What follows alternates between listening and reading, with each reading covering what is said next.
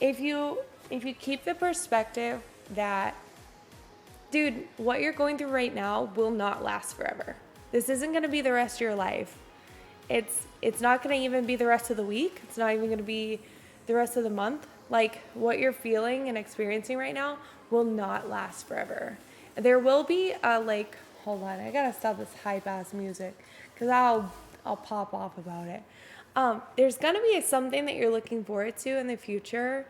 There's got to be like a point in time where you're able to take a breath and reflect back and sort of see like that wasn't it. That wasn't permanent. That was just like a hard part of my life, or like a hard thing I was going through and I got through it, or I let it hit me really hard and I still recovered, or I'm still standing. There's definitely gonna be a turning point for you as an individual. It may suck and it may be like forever, right?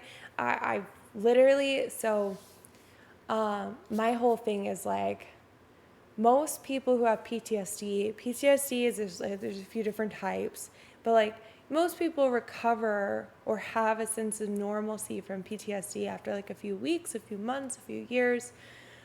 Some people never recover. Some people never get to that point. And for me, I didn't realize that like there was ever I just thought, man, for the rest of my life, I'm just gonna feel this feeling. And I didn't realize that there was a point in which it's supposed to stop. And that's the normal thing is like to hit that point and to hit that, like, you'll hit the content healthy line, you know? Like, you may never ever be happy, but you could find little bits of joy, or you can find little moments that make life worth living, or life worth like looking forward to. Like, today fucking sucks.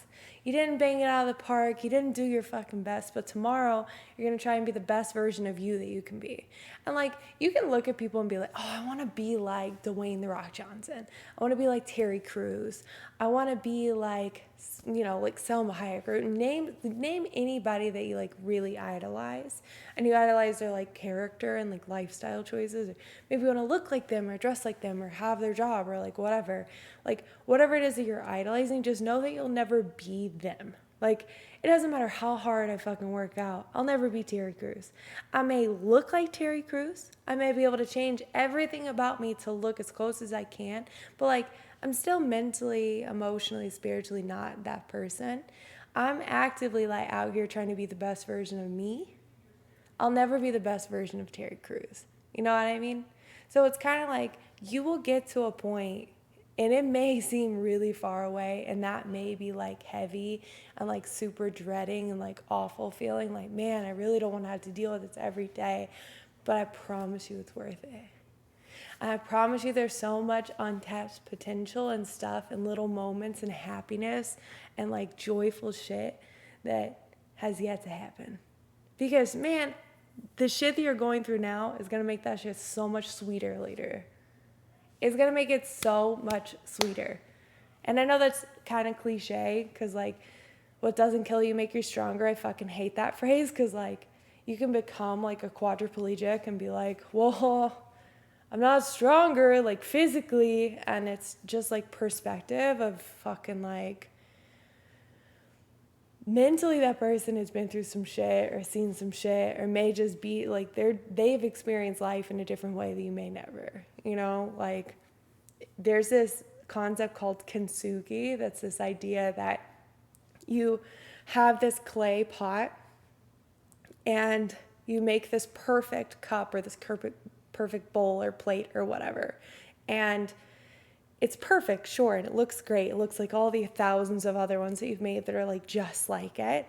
But if it gets broken, the idea is that you there's a practice where you meld it back together with gold. So all the broken clay pieces, all the ceramic pieces, you're putting it back together with gold inlaid and the glue that sticks it back together. So not only does it look more beautiful, but it has more value due to the things that it has been through. And it's not less worthy because it's been broken or because it's seen like pressure. It's more valuable because it came back together to begin with. It persevered through it all to begin with. So it's fucking like, it may suck, but like, I promise you, whatever you can make it through is like fucking 10 out of 10. And yeah, sometimes, dude, it takes fucking getting to the point where you can cut ties, cut the toxic people out of your life, or like get a new job, or like change who you are, to like actively making the effort to like fucking just be like, I'm gonna just give up on this version of me, on this life, on whatever, and try and reinvent yourself. And that's very, very difficult, but people will fucking do it all the time. They support that. I have done that. I'll get off my soapbox. Happy Motivated Monday. Also, I'm fucking proud of you. One, for like talking about it.